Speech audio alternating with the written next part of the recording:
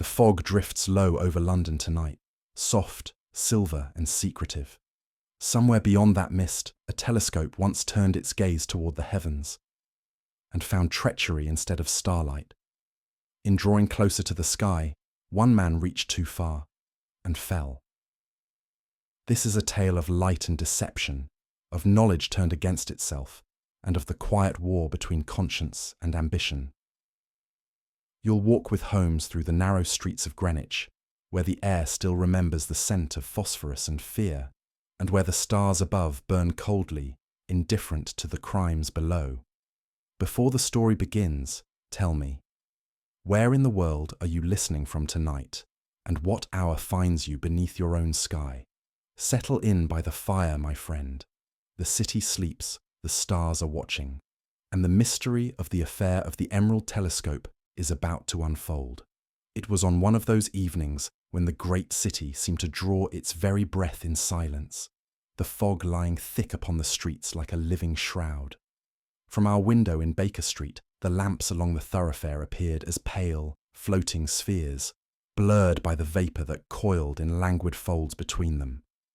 Within our rooms, the fire burned low and steady, casting a glow upon my companion's sharp, intent features. Holmes stood by the window, his lean figure motionless, his gaze fixed upon the ghostly movement of shapes beyond the glass. He had been thus for nearly half an hour, the long fingers of one hand resting upon the window pane as though feeling the pulse of the city outside.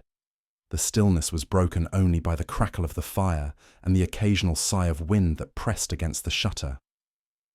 "You perceive, Watson," he said at last without turning his head, "that even in stillness London remains eloquent. Every drift of mist, every hurried footstep below tells its tale." I smiled faintly. "To me, Holmes, the fog tells only that one's boots will soon be ruined." "Ah," said he, "then allow me to offer you a clearer vision." Holmes drew aside the curtain with a deliberate movement. "Observe, if you will," said he, "there, at the corner beneath the gaslight, our solitary wanderer." Through the shifting haze, I discerned the dim outline of a man advancing at an uneven pace. His umbrella was tucked awkwardly beneath one arm, his other hand fumbling occasionally in his pocket. His head bent forward, his gait uncertain. To me, he was but another weary Londoner struggling homeward through the fog. But Holmes's eyes, sharp and penetrating, had already read the man's story. You note the dragging of his left foot. He carries not the rhythm of fatigue, but of habit. A clerk, Watson, one confined to his desk so long that his very walk bears its mark. Observe, too, the frayed cuff on the right sleeve. He writes left-handed, for the ink smudge belongs to the opposite hand. The umbrella, newly mended, is clutched as though its owner distrusts its stability. He is recently dismissed, dispossessed of certainty, not of means. The difference is vital. "You amaze me," I said, watching as the man vanished into the murk. Holmes's thin lips curved faintly. "It is a simple chain of inference. The world, my dear Watson, writes its confessions upon the commonplace, but few care to read them." He turned from the window, his expression one of mild dissatisfaction, as though even the perfect solution of a trivial puzzle left his mind unoccupied. Holmes took his seat by the fire, the flickering light throwing strange angles upon his face.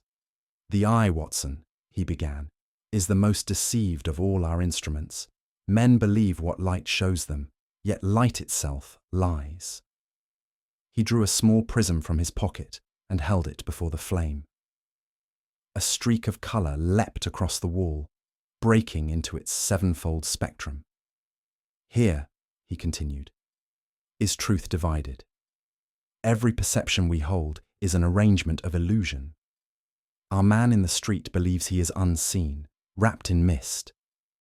Yet I perceive him as clearly as though he stood beneath the noon sun. What blinds him is not the fog, but his own assumption. I watched the shifting colours and felt the quiet fascination of his words. There was, in Holmes's philosophy, a cold beauty, logic elevated to art. "Then," I said, "we are but prisoners of sight. He smiled faintly. Of our own eyes, yes. But the trained observer must learn to see not what is offered, but what is omitted. At that moment, there came a sound from below, a brisk, nervous tapping at our door. Holmes paused mid-sentence, his head slightly inclined. "Mrs. Hudson's step," he murmured, accompanied by one that falters. "We are about to be visited by apprehension in feminine form." His words proved true. Our landlady entered, announcing in her careful manner, "A lady to see you, sir. Urgent business," she says. Holmes gestured toward the fire. "Show her in, Mrs. Hudson." There was a rustle of fabric beyond the threshold, a hesitation, and then the quiet sweep of skirts across the floor. I rose instinctively as the visitor stepped into the light. She was tall, though her posture spoke of strain. A thick veil obscured her features, yet her gloved hands trembled visibly as she clasped them together. Holmes, bowing slightly, said, "Pray, be seated, madam. You have come through the fog to seek clarity. I trust we may supply it." She removed her veil with slow deliberation, revealing a face pale with anxiety, but striking in its composure. Her eyes, large and luminous, held that peculiar brightness which often attends sleeplessness and distress.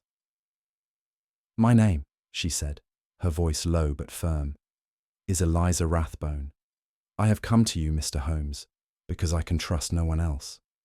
Holmes inclined his head, his gaze steady upon her. "You are wise to do so, Miss Rathbone. You have suffered loss, recently perhaps." She started slightly. "Yes, my uncle, Professor Samuel Rathbone, met his death 3 weeks ago under circumstances I cannot reconcile with reason." "Then reason must be lent to you," Holmes said softly.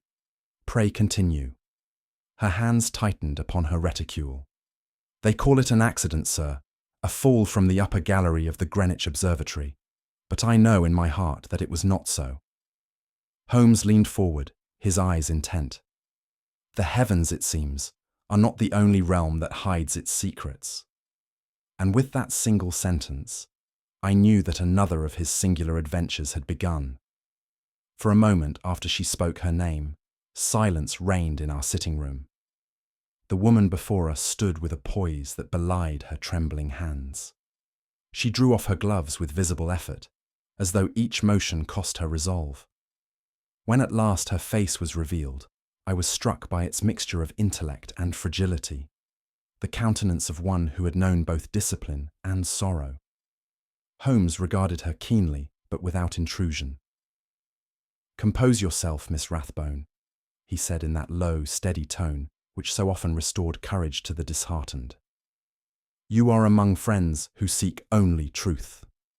She inclined her head gratefully. "It is truth I fear I have been too slow to seek, Mr. Holmes. I can bear uncertainty no longer. The official reports have silenced my doubts, yet my heart will not rest." Holmes folded his hands upon his knee. "Begin at the beginning, if you please. Tell us what London has chosen to forget." She drew a deep breath, and her voice steadied as she began her tale. "My uncle, Professor Samuel Rathbone," said she, "was chief astronomer at Greenwich, a man whose devotion to his work bordered upon the sacred. On the evening of the 27th of last month, he was found lifeless upon the flagstones beneath the eastern gallery of the observatory. The constable on duty testified that the fall must have been accidental. The railing is narrow, the platform steep, and my uncle often remained long hours in solitude. Thus the coroner's verdict was death by misadventure." She paused, her voice faltering for an instant. "Yet, gentlemen, those who knew him best found no peace in that conclusion. His colleagues offered sympathy, but not conviction. There were whispers, faint but persistent, that the professor had enemies among his own circle, that his research into certain navigational lenses had provoked jealousy. But all such talk was hushed. The observatory was closed pending official review, and the matter allowed to sink quietly beneath the tide of public memory. Her eyes darkened as she continued. "They told me it was better to let the dead rest. But I know my uncle, Mr. Holmes. a man incapable of recklessness. Something happened upon that platform, something more deliberate than a fall. At this point, Miss Rathbone's composure faltered. "There is another reason I have come to you," she said softly.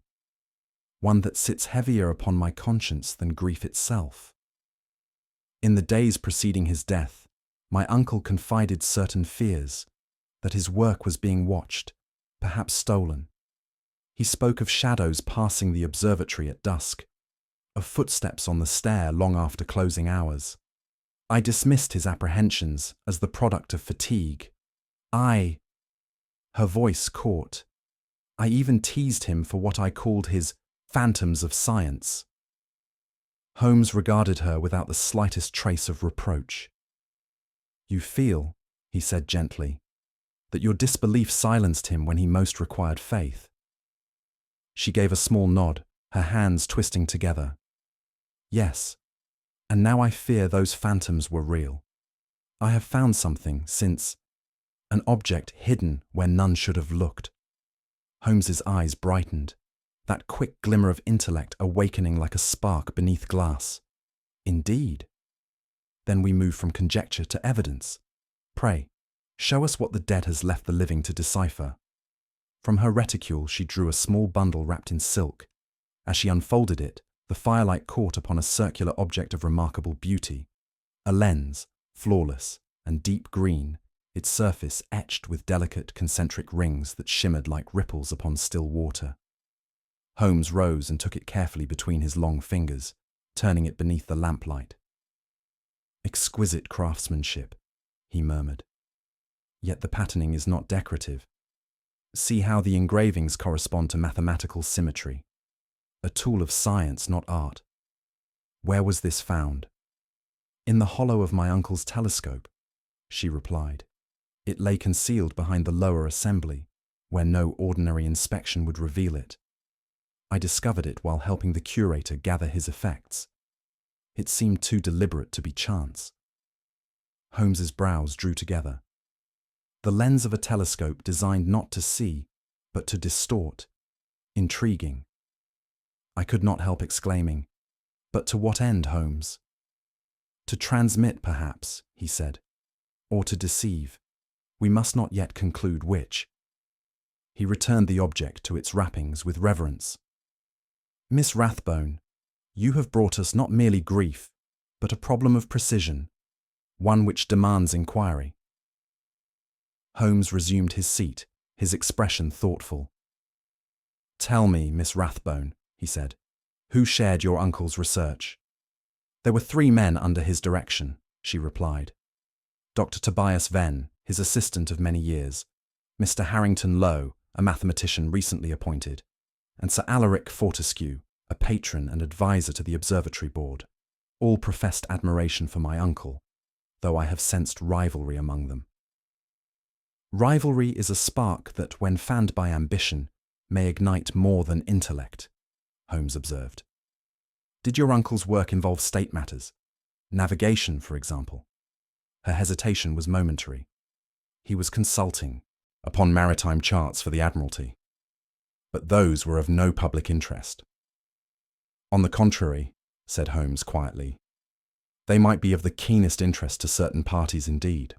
She looked at him, startled. Holmes's gaze remained fixed upon the fire. "Continue, Miss Rathbone. You were about to speak of something strange that followed his death." "Yes," she whispered.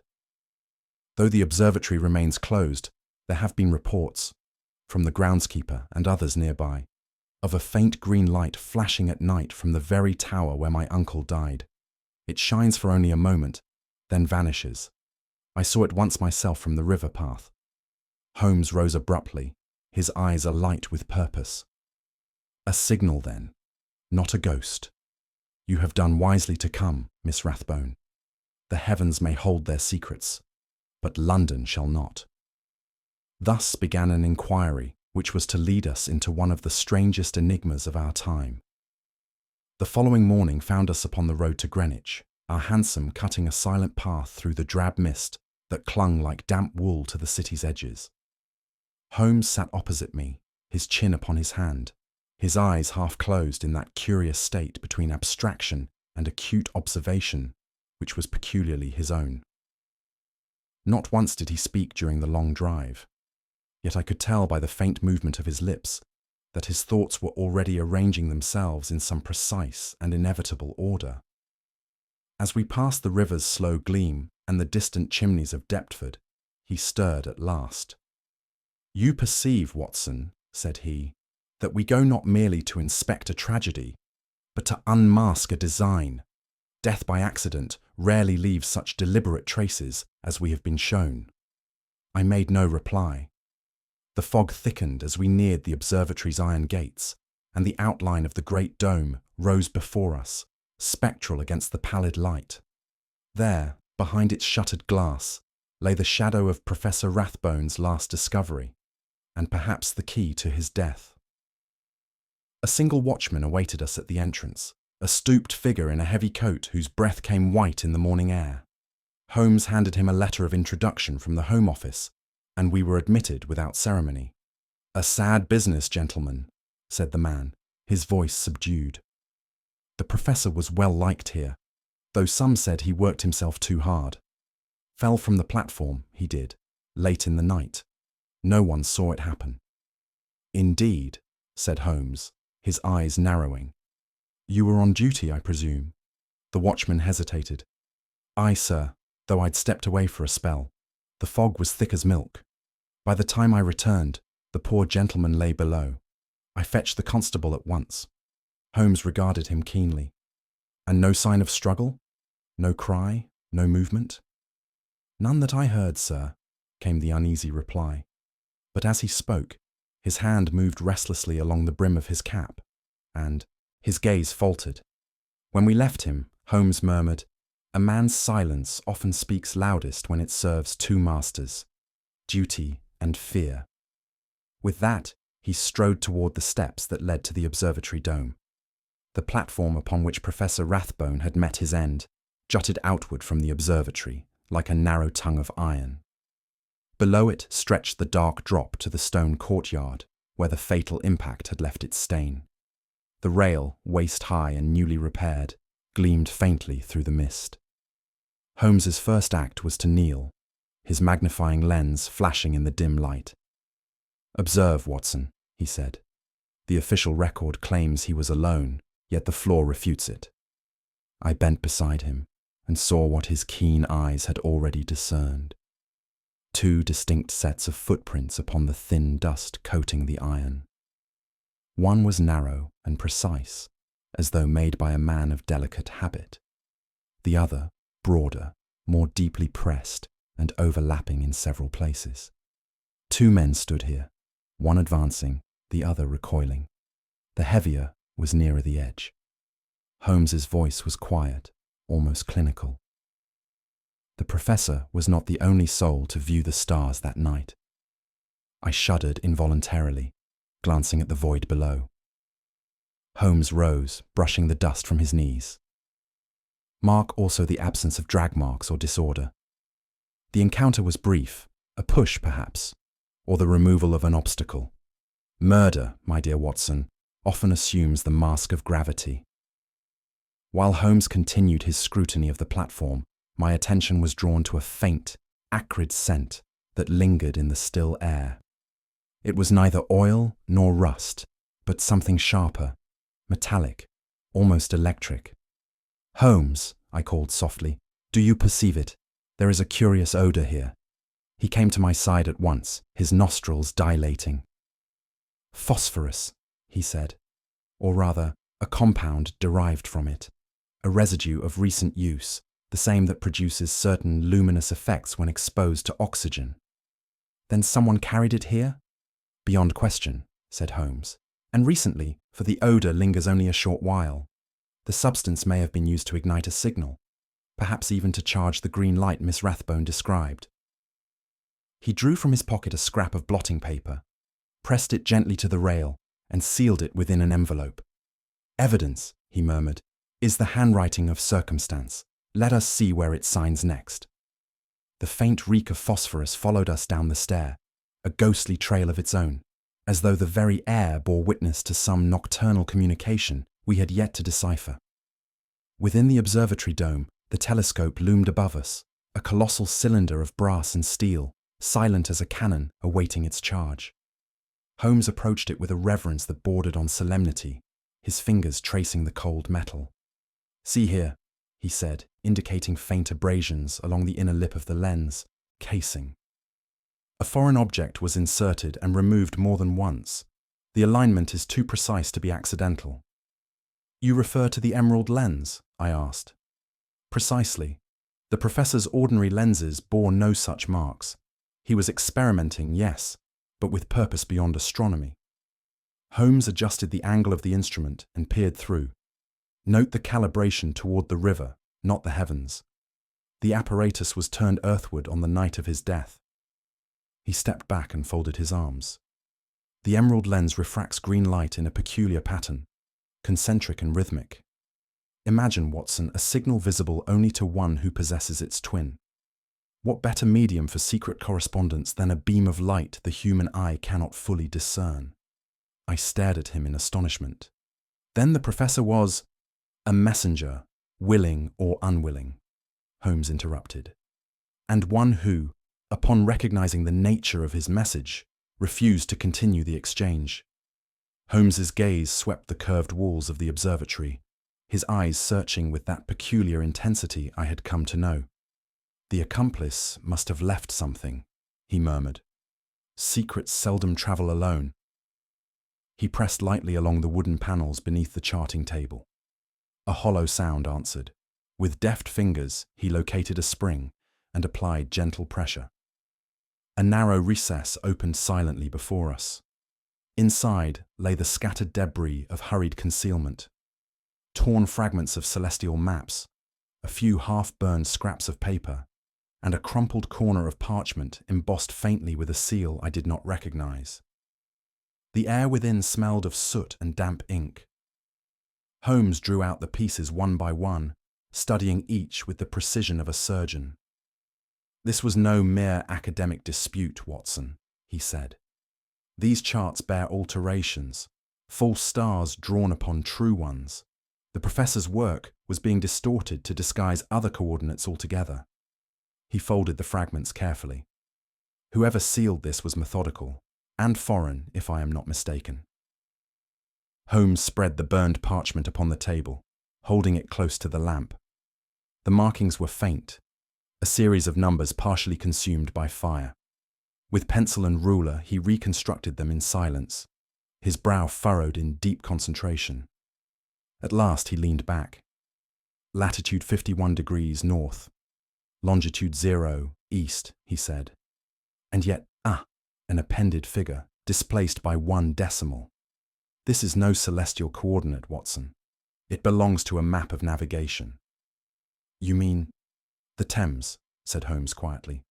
"A particular bend near the docks. Our murderer's trail does not ascend to the heavens. It descends to the river." He rose, his eyes gleaming with that cold intellectual fire I had learned both to admire and to dread. "Prepare yourself, my dear fellow. Tonight we shall see what message the stars have been sending. To the water." Night had fallen when we once more approached the lonely hill upon which the Greenwich Observatory stood. The fog, dense and restless, moved like a living tide across the ground, swallowing all sound save the faint crunch of our footsteps. Holmes carried a shaded lantern, its narrow gleam cutting a thin furrow through the mist. While I followed, my thoughts divided between awe and foreboding. "Silence, Watson," he whispered. "If Miss Rathbone's account holds, the theatre of her uncle's final hour shall speak again tonight." We gained the narrow path leading to the dome. The iron rail glistened with dew, and beyond it, the city lay drowned in cloud. Not a breath of wind stirred. Holmes extinguished the light and crouched by the telescope's base. For long moments we waited, enveloped in the eerie stillness that precedes revelation. Then Holmes, with that quickening of purpose I knew so well, touched my arm lightly. "Keep your eyes upon the river," he murmured. "What we are about to witness is not the heavens shining upon man, but man attempting to command the heavens. I had almost begun to doubt the truth of Miss Rathbone's vision when a faint flicker disturbed the curtain of fog. It came from the direction of the great telescope, a narrow beam of emerald light that pulsed once, then again, with the precision of a measured heartbeat. "There!" I gasped. Holmes said nothing. His keen profile, etched in the pale glow, was fixed upon the beam with the absorption of a man who listens to music only he can comprehend. The flashes came in deliberate succession, bright, then dim, long, then brief, as if some unseen hand manipulated them through a code. The fog reflected the strange colour upon the surrounding mist, tinting it an unearthly hue that made the air itself seem alive. At intervals, the light ceased entirely, only to begin anew from a slightly altered angle. Each burst struck across the river's surface like a message seeking its answer. Holmes turned to me, his eyes shining with that peculiar cold fire that marked his moments of intellectual triumph. "This is no mere experiment in optics, Watson," he murmured. "We are witnesses to a conversation, a dialogue written in light." Holmes had drawn a small notebook from his pocket and, as the flashes continued, began to mark the intervals between them with a ticking pencil. 1, 2, 3, he whispered, counting under his breath.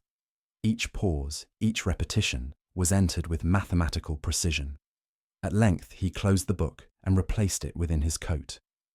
"It is a cipher," said he, "the language of numbers, each flash corresponding to a coordinate or an hour. Observe, long, long, short, repeated thrice, a pattern too deliberate for coincidence." "But what purpose could such a code serve?" I asked. "To convey information both precise and invisible," he replied. "What we see as light is, to another pair of eyes, direction. There is a recipient, Watson, one positioned upon the river to receive these luminous hieroglyphs."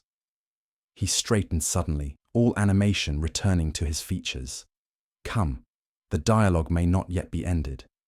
If we can trace the answering voice, we shall learn who profits from this ghostly correspondence." Without another word, he seized his lantern, and we hastened down the hill toward the muffled rumour of the Thames. We hailed a passing cab, and urged the driver toward the river's edge.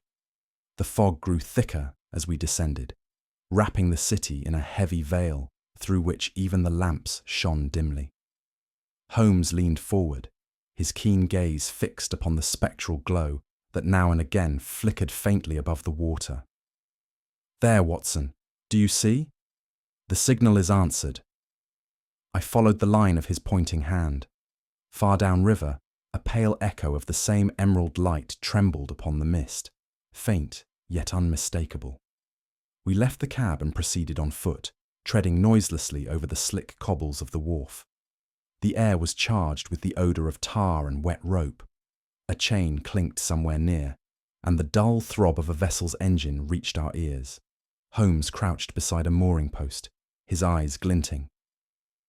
The beam from Greenwich was no farewell, but a summons. There lies its recipient. Across the water, through a rift in the fog, a small boat could be discerned, motionless at first, then stirring, as though awakened by invisible command. A single figure bent to the oars. Holmes whispered, "The answer arises to the call." Holmes drew from his coat a pair of field glasses and adjusted them with practised care. For several minutes he watched the dim outline upon the water, every stroke of the oars measured and deliberate. At last he handed me the glasses. "Look carefully, Watson. The man's face is known to us." Through the wavering mist, I discerned the features of a pale, anxious-looking man, his eyes darting repeatedly toward the observatory hill. "Good heavens!" I exclaimed. "It is Dr. Tobias Venn." "The late professor's assistant," Holmes confirmed. His hands tremble not from exertion, but fear. A man who rose away from his conscience rather than toward safety. The little craft glided steadily downstream, its course directed by some unseen signal. Holmes's voice dropped to a murmur. "Mark this well, he is no fugitive." His gaze returns again and again to the height behind us, He obeys a command still present, not a memory of guilt. The green glow flared once more upon the observatory hill, as if bidding the boat farewell. Holmes's expression hardened. It is an exchange, Watson, and one conducted beneath the eyes of the dead. For a long while we watched the diminishing outline of the boat until it vanished among the shadows of the docks. Holmes remained perfectly motionless, his hand resting lightly upon the railing. Strange conduct. For an innocent man, I said. Stranger still for a murderer, Holmes returned. No, Dr. Venn acts under direction, not impulse. His presence on the river is an obligation fulfilled, not a flight from justice. You mean he was summoned? Precisely. The signal we observed was a call to service, and he has answered it. Yet mark you, Watson, Venn does not act alone. He transmits obedience. The true intelligence lies elsewhere. The fog closed around us once more, and the distant hum of the city seemed to recede into nothingness. Holmes turned toward me, his eyes sharp and distant. The chain begins with Venn, but does not end with him. We have glimpsed only its middle link. Before the night is done, we shall follow it to the hand that forged it, the mind that dares to sell the heavens for gold. And with that grim promise, we began our descent toward the sleeping river. It was with a sense of foreboding that I awoke to the grey pallor of dawn and the clatter of urgent knocking below. Within the hour, Holmes and I were on our way to Blackwall Reach, where the Thames, swollen and sluggish from recent rains, had yielded yet another of its secrets. A small police launch met us by the embankment, bearing the grim intelligence that a capsized skiff had been found drifting near the reeds, its sole occupant drowned. Even before Lestrade named him, I knew the identity of the dead man. The brief, formal tone in Holmes's note from Scotland Yard had spoken volumes. Dr. Tobias Venn, recovered at Blackwall. The morning air bit sharply, heavy with mist and the dull odour of silt. The river lapped lazily against the wharf, indifferent to tragedy. Holmes stood motionless, his gaze fixed upon the sheeted form laid upon the bank. Another player, he murmured, drawn too near the flame. To my eyes, Venn's expression bore less of despair than of terror, as though he had glimpsed the abyss before it claimed him. Holmes, I said quietly, do you believe it accident? Accident, Watson, he replied, rarely writes so tidy a conclusion. Inspector Lestrade, brisk and officious despite the chill, greeted us with a curt nod. A sad business, gentlemen, said he, drawing back the sheet. Found at 4:30 by a lighterman, boat overturned, oars adrift. The poor fellow must have taken his own life. There's guilt enough, I should say, in assisting murder to drive a man to this. Holmes regarded him coolly. You speak with conviction, Lestrade. Might I inquire upon what evidence this conclusion rests? The inspector shrugged. No sign of struggle, his papers intact, his watch still in pocket. He rowed from the wharf alone, and the current did the rest. Holmes stooped beside the body, his long fingers delicately adjusting a fold of the blanket. His face revealed nothing. Perhaps, said he, the current was more selective than you credit. A man's death may look simple when viewed from the shore, yet the tide often conceals a second hand at work. Lestrade frowned. You suspect foul play? I suspect, Holmes said evenly, that the river never kills without reason. Holmes motioned for Lestrade's lantern and without a word began a careful examination of the body. The precision of his movements reminded me of a surgeon tracing the hidden cause of disease. Note, Watson, he said at length, the left hand. I bent closer. The knuckles were grazed, the skin abraded as though from violent contact with rope or metal. On the right wrist, the cuff of the coat was torn and frayed. These are not the marks of despair, Holmes observed. They are the vestiges of conflict, brief but decisive. Our unfortunate doctor fought, and fought recently. Lestrade grumbled. Could have struggled with the oar, or caught himself in the wreckage. Holmes smiled thinly. If so, the abrasions would be consistent. Yet the left hand is scored across the knuckles, the right across the palm, as though one struck and the other grasped. No, Inspector. This was no solitary contest against the tide. He rose, brushing the damp from his knees. The body was placed, not lost. Whoever met Dr. Venn upon the river ensured that he would finish his voyage beneath it.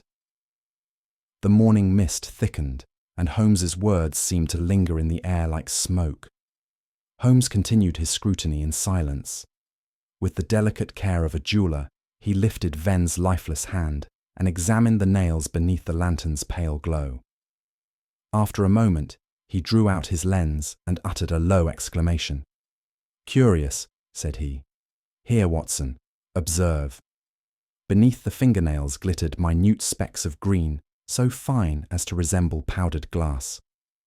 Holmes collected them upon a small square of paper, the colour deepening as the fragments caught the light. "Emerald dust," he said, or, more precisely, the residue of the same crystalline composition as the lens from Greenwich. I stared. Then Venn handled it after all.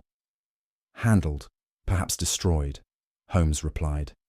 "These grains bear fracture lines, as if from pressure between metal and stone. He may have sought to conceal it, or another to silence him before he could." Lestrade looked doubtful. "And this proves murder?" "It proves connection," Holmes answered. "In such matters, Inspector, the difference is subtle but fatal. A thread of green upon a dead man's hand may yet unravel a web woven across the very sky." He folded the paper and placed it carefully in his case. "Come, there is more to be found in his vessel than upon his corpse." The skiff lay moored against the wharf, its hull half filled with muddy water. Holmes stepped aboard with feline lightness, his lantern sweeping across the small cabin. At first it appeared empty, save for a few scattered tools and a coil of damp rope. Then his hand paused upon the floorboards. "There," he said quietly. "The planks have been tampered with." Using his penknife, he prized loose one narrow board. Beneath it, wrapped in oilcloth and sealed with wax, lay a single envelope, marked, in bold letters, "Rathbone Project." Holmes examined the seal, then held it to the lantern. "Intact," he murmured. "The dead man kept faith, even to the end. He was messenger, not traitor." Lestrade's impatience broke through. "Well, what's inside it?" Holmes slipped the envelope into his coat. "In due time, Inspector. Some messages are best read in the quiet of Baker Street." He replaced the board and stepped ashore. "Watson, the more I see of this affair, the clearer it becomes that the night sky was not the only realm under observation." Back in the cab that bore us from the river, Holmes broke the wax upon the envelope. Within lay a single folded sheet covered in tightly written cipher. Across the top was scrawled in Venn's familiar hand, "Emerald Telescope, transmission complete." Holmes spread the paper upon his knee and studied it with that still concentration which rendered him for minutes at a time like a man carved from stone. Then he gave a short nod. "The message is genuine," he said, "but the hand that dictated it was not his own.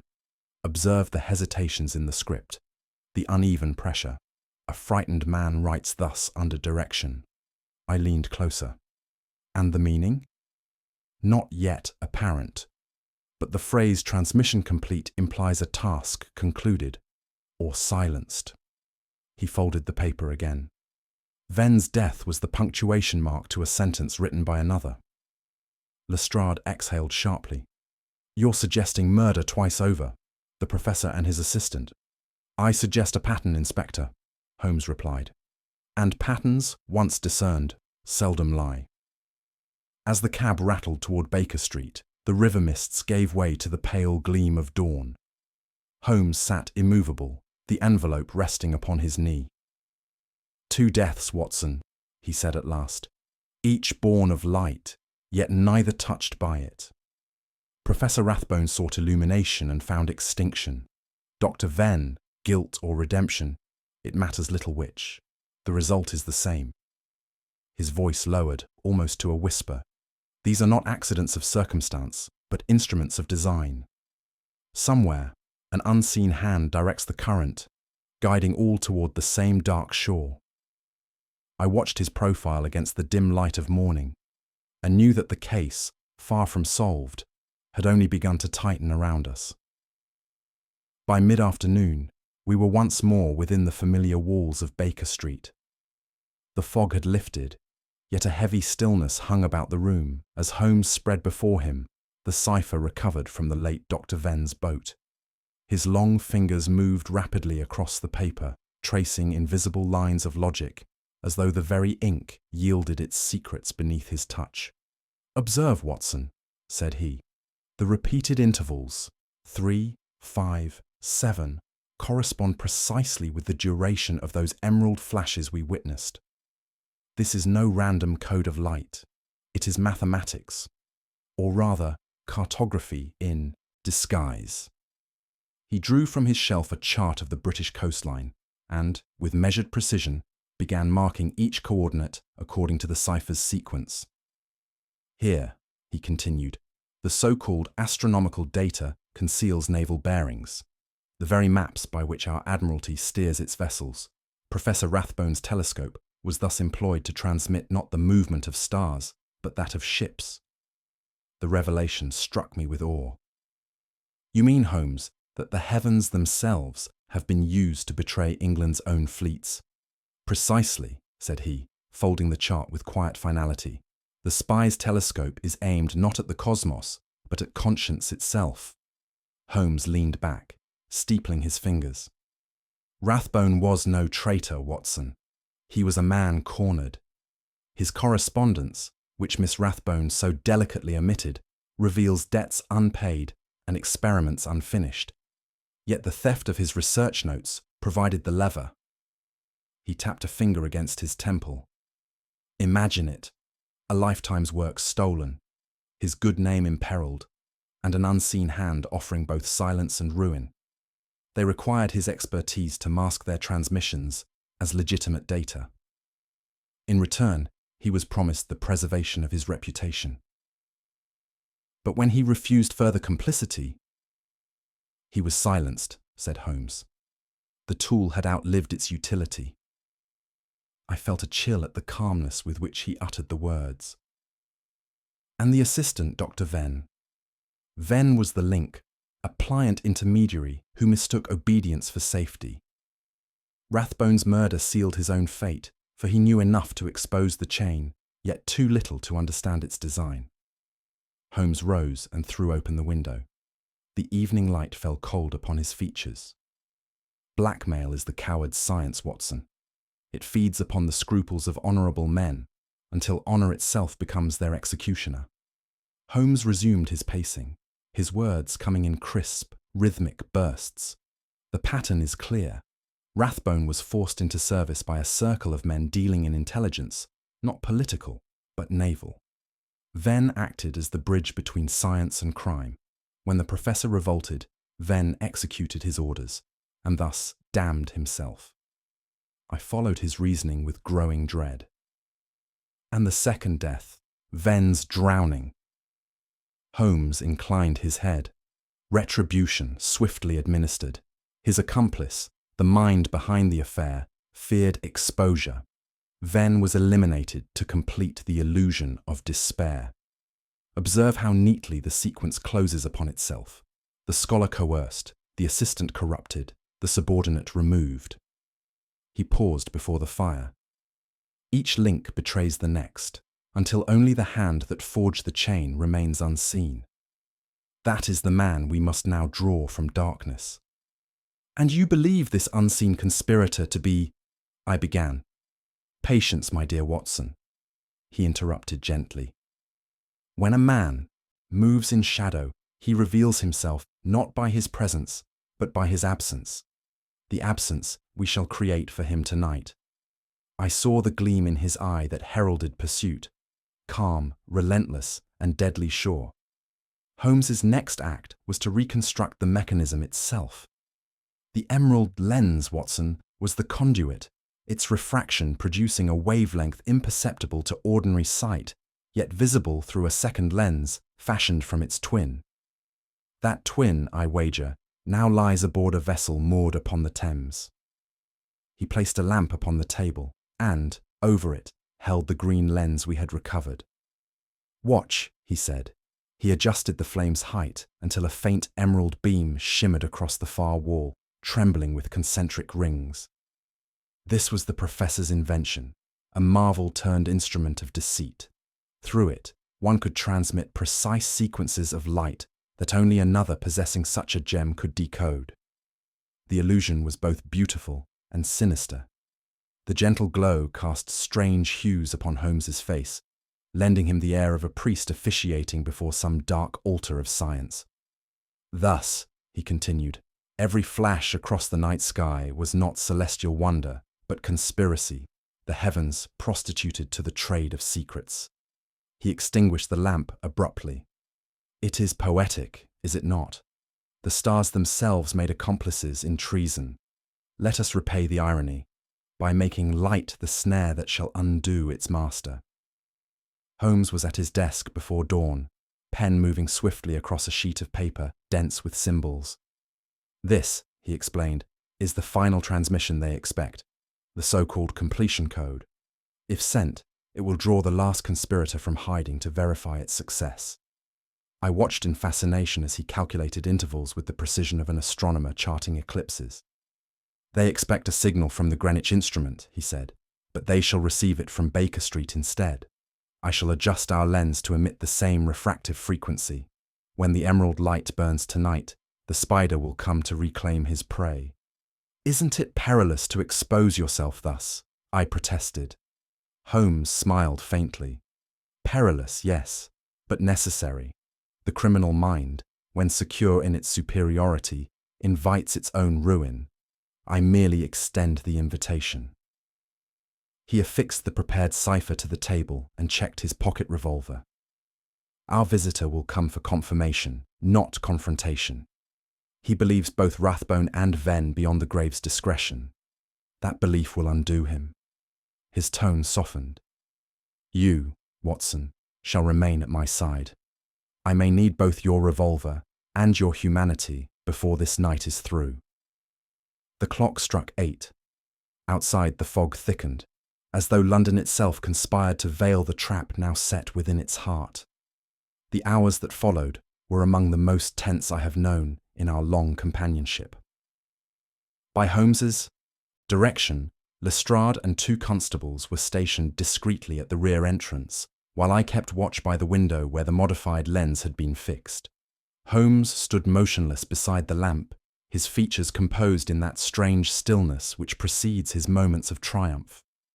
The faint emerald gleam flickered once, twice, then began its deliberate sequence. Long, short, long, a phantom heartbeat pulsing against the fog. "There," Holmes murmured. "The bait is cast." Time passed, unmeasured, save by the whisper of the fire and the ticking of the clock. At last, Holmes spoke again, his voice low and certain. "Remember this, Watson. The criminal mind, when confident of victory, writes its own confession. We need only provide the paper upon which it shall sign." As if to punctuate his words, a distant sound reached us, the muted scrape of a carriage halting at the curb. Holmes extinguished the lamp. "He comes," he whispered, "not as a thief, but as a man reclaiming what he believes his own." We waited in utter silence, the air thick with anticipation. I felt my hand tighten upon the revolver. Holmes's eyes, gleaming faintly in the darkness, never left the door. And so began the vigil that would end the affair of the Emerald Telescope. It was a night heavy with suspense and silence when we found ourselves once more within the precincts of the Greenwich Observatory. The air, though cold, was motionless. The stars hung dimly above, as if reluctant to gaze upon the treachery we were about to unveil. Holmes had secured the cooperation of Inspector Lestrade, who, to his credit, followed our instructions without question, though I could see that curiosity gnawed at him. Within the dome, the vast telescope loomed against the darkness like some slumbering giant of brass and shadow. Holmes extinguished all but the faintest light and motioned us to take our places behind the instrument's base. I confess that my pulse quickened as the minutes passed, each tick of the clock echoing like a muffled heartbeat through the still chamber. Holmes, calm as a chess master awaiting his opponent's move, leaned close and whispered, "The criminal will come not from greed of gain, but necessity of pride. Watch for the hand that fears its own creation." And so we waited, breath suspended, for the hour when the hunter would step into his own trap. The appointed hour had nearly struck when the silence was broken by a faint metallic sound, the soft protest of a door hinge turning under careful pressure. Holmes's hand tightened briefly upon my sleeve. We saw through the thin veil of fog drifting from the dome's open slit a dark figure glide into the observatory. The intruder's movements bore the calm precision of habit. He passed the telescope without hesitation, his gloved hand brushing its mount as one might greet an old ally. From beneath his cloak, he withdrew a small lantern shaded in green glass, whose dim glow flickered like a ghost's breath upon the walls. Holmes's eyes gleamed. "He returns to the scene not to conceal, but to confirm," he breathed. "We have him, Watson." The man paused beside the instrument, drawing something from his pocket. A lens, unmistakably twin to that which had so puzzled us. For a brief instant the emerald shimmered faintly in the gloom, and then the intruder adjusted the telescope's angle toward the river. At that moment, Holmes moved. A swift flick of Holmes's hand brought the lamp to life, flooding the chamber with sudden brilliance. The effect was electric. The intruder recoiled, one arm raised to shield his face from the blaze, while the emerald lens fell from his grasp and rolled soundlessly across the floor. Lestrade sprang forward with a cry, but Holmes's calm voice restrained him. "No need for haste, Inspector. The gentleman before us is hardly one to flee the consequence of his intellect." The man straightened slowly, his composure returning with startling speed. Beneath the cloak stood Sir Alaric Fortescue, scholar, astronomer, and benefactor to the late Professor Rathbone. His expression, though pale, betrayed neither shame nor panic, only a weary defiance, as of one discovered yet unrepentant. "Mr. Holmes," said he evenly, "your reputation precedes you. I had half expected this interruption." Holmes inclined his head. "And I, yours, Sir Alaric.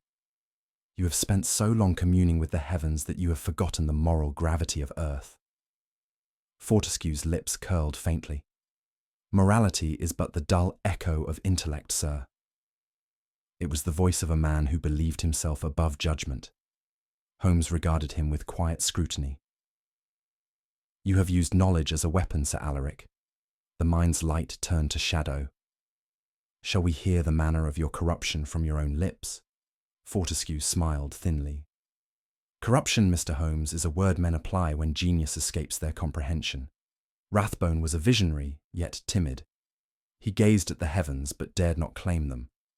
I merely advanced where he faltered." "You advanced to murder," Holmes said softly. A flicker of anger crossed Fortescue's features. "He threatened to expose me, to ruin all that years of study had achieved. I had created a system of coded refractions by which information could be transmitted invisibly across miles of darkness. It was art, pure, unblemished art, until your precious moralists branded it espionage." "Because it was," Holmes replied. Fortescue's hand trembled upon the telescope's frame. "Do you know what it is to stand beneath the stars, Holmes, and feel their indifference mock you? To know that no human law can bind their glory, yet to be bound by men too small to grasp it?" Holmes's voice remained calm. "It is not the stars that mock you, Sir Alaric, but your own vanity reflected in their light." For the first time, I saw the man's composure falter. Holmes stepped closer, his gaze fixed upon the gleaming telescope. "You concealed your messages within the very movements of the heavens. Naval coordinates disguised as astronomical data, sent through the emerald lens to those who paid for England's secrets. Rathbone, too honourable to persist, defied you.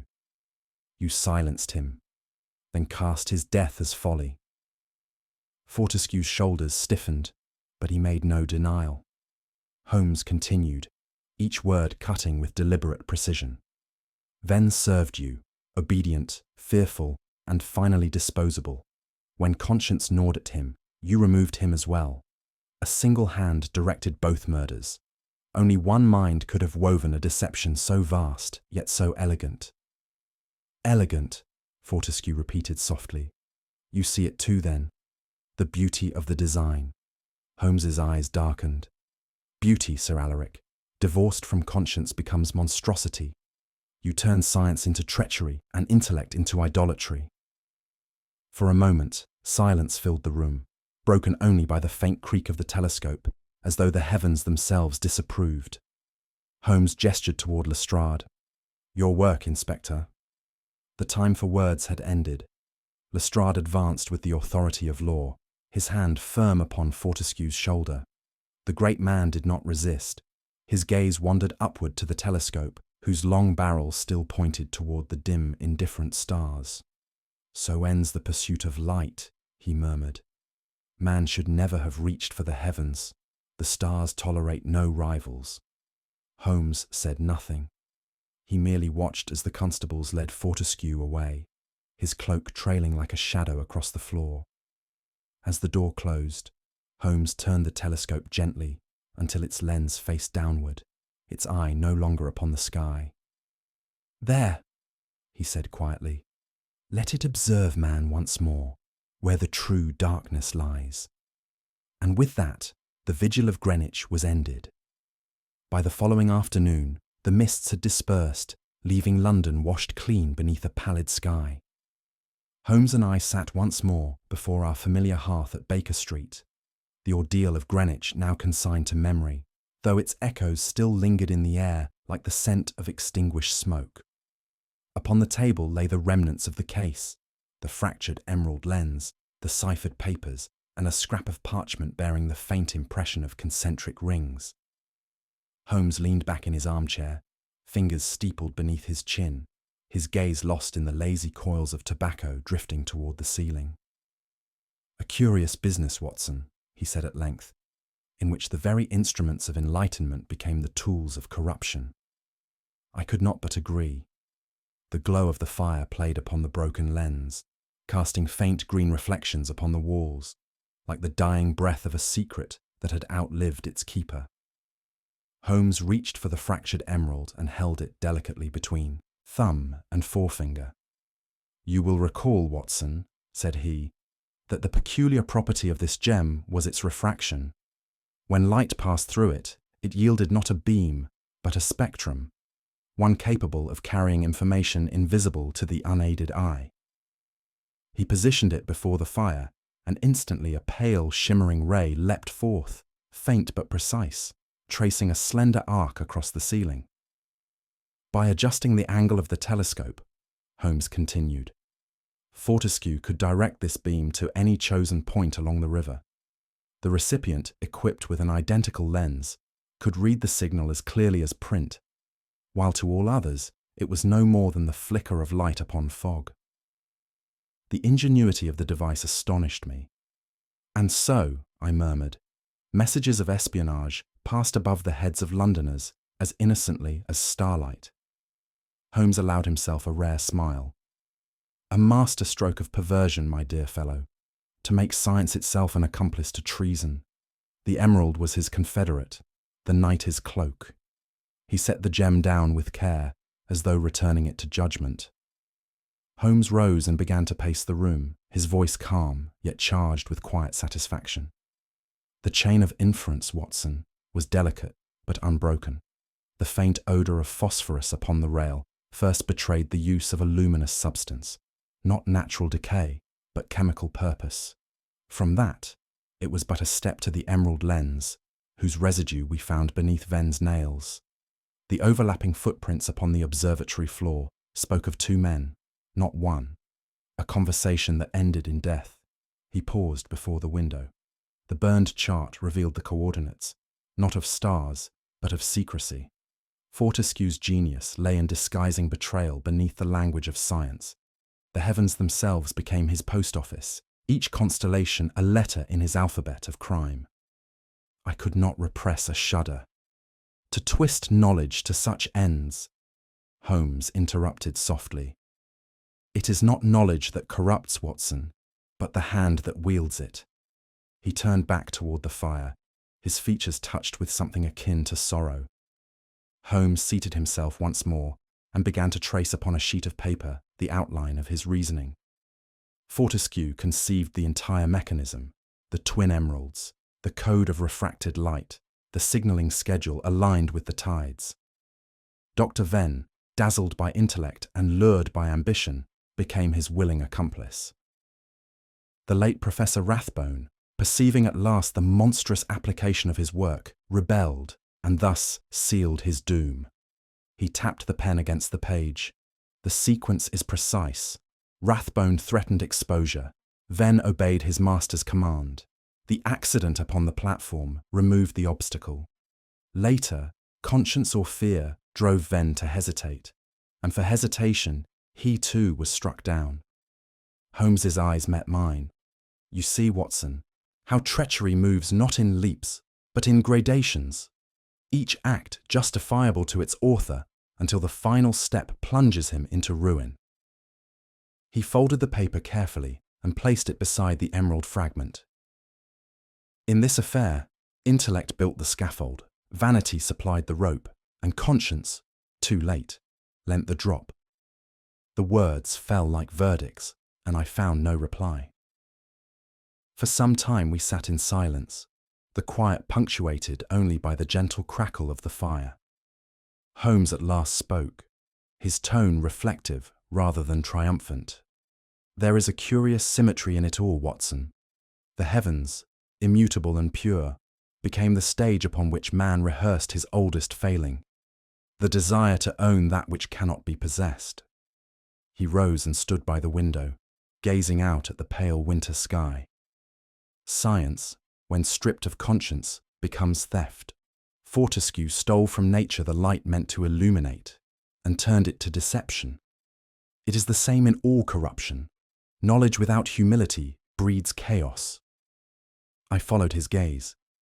The afternoon sun glimmered faintly through a thinning veil of cloud, its light falling upon the green shard upon the table. And yet, I said, even in ruin, there remains a strange beauty. Holmes inclined his head slightly. Beauty, yes, but let us never mistake beauty for virtue. He returned to his chair, his expression softened by weariness.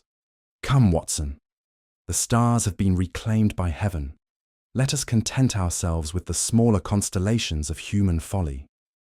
And with that quiet pronouncement, he reached for his violin, and the melody that followed seemed almost to forgive the world. Twilight had deepened into that tender hour when London's ceaseless murmur softens into repose.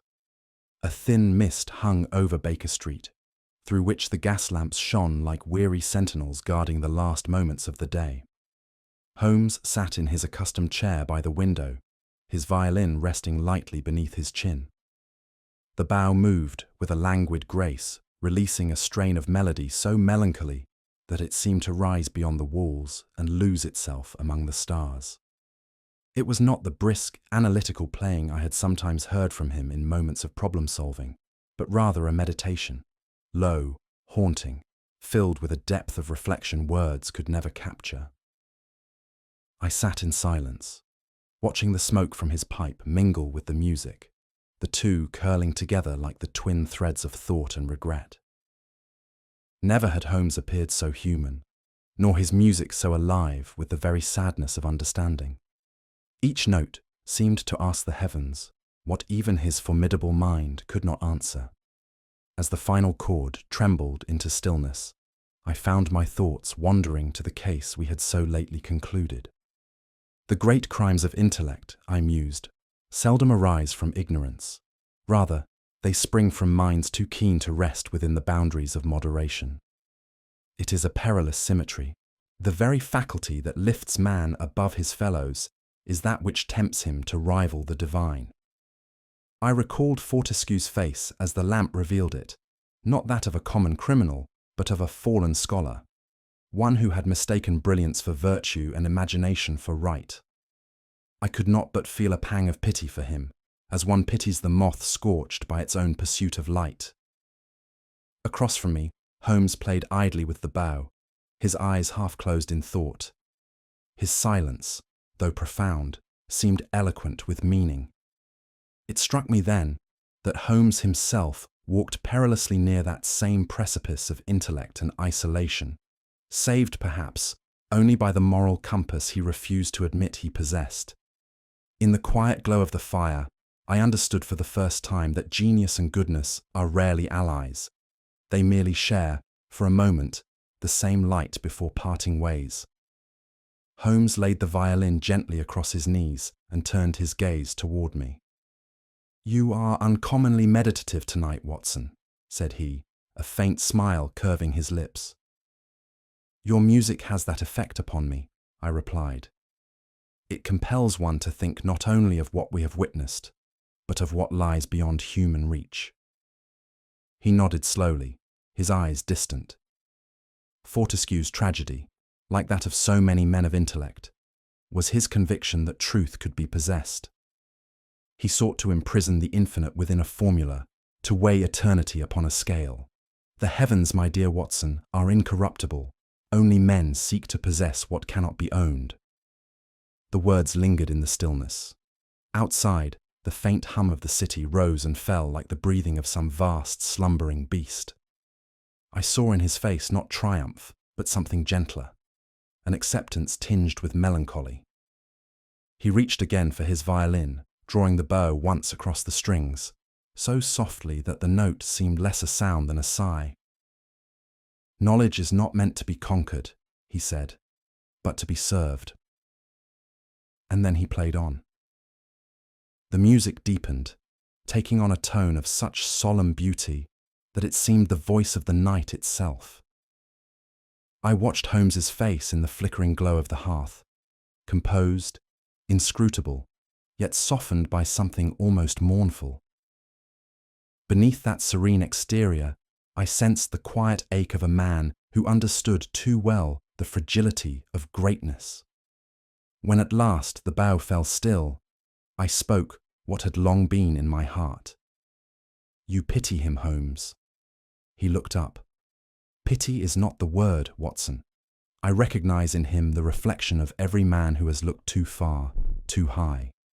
We reach toward light, and in so doing, cast our own shadows upon the world." His tone bore no pride, only gravity. Fortescue was not evil, merely blind to the limits that guard our reason from ruin. In that blindness lies the seed of all human calamity. I said nothing. For all his brilliance, Holmes seemed at that moment less a man of logic than a solitary priest before the altar, of truth, reverent, austere, yet touched by sorrow. The lesson he had drawn was one not of triumph, but humility. The fire crackled softly, as though in agreement. The hour grew late. Outside, the city had fallen into that rare silence which belongs only to the deep of night. Holmes set aside his violin and stood by the window, his figure outlined against the faint shimmer of constellations above the rooftops. For a long while he remained thus, motionless, his eyes lifted toward the infinite expanse. "Strange, is it not," he murmured, "that all our turmoil, our passions, our crimes, should pass beneath that same unchanging firmament, indifferent, enduring, eternal?" I joined him there, compelled by the same wordless awe. The stars, cold yet steadfast, seemed to watch over mankind's frailties with silent compassion. In their calm, I felt both the smallness of our world and the grandeur of its mystery. When at last Holmes turned away, his expression was serene. "There is justice in the heavens, Watson, not of law, but of truth. It shines, whether men seek it or betray it." I penned these words later that night, while the echo of his music still lingered in my mind. For I thought then, and I think still, that truth, like starlight, endures, pure, untouchable, and forever beyond the reach of human hands. Holmes leaned back in his chair, the faint crackle of the fire reflecting in his eyes. "You see, Watson," he said quietly, "there is a peculiar irony in the human pursuit of knowledge. The higher a man believes himself to climb, the thinner the air becomes, until he finds he can no longer breathe the truth." I looked toward the broken lens upon the table, its green shards glimmering faintly in the lamplight. "And yet," I said, "the stars remain unchanged, untouched by our folly." Holmes smiled faintly. "Precisely. The heavens are incorruptible. It is only we who attempt to own what was never meant to be possessed." For a moment, silence settled between us, deep and contemplative. Then he reached for his violin and drew a single note that lingered in the stillness like a sigh. "And now, dear listener, what do you think was Sir Alaric Fortescue's greatest mistake? Was it ambition, pride, or the illusion that intellect can conquer morality? Share your thoughts below. If you enjoyed tonight's case, subscribe for more of Holmes's adventures, and share this mystery with those who, like us, find beauty in the logic of the unseen.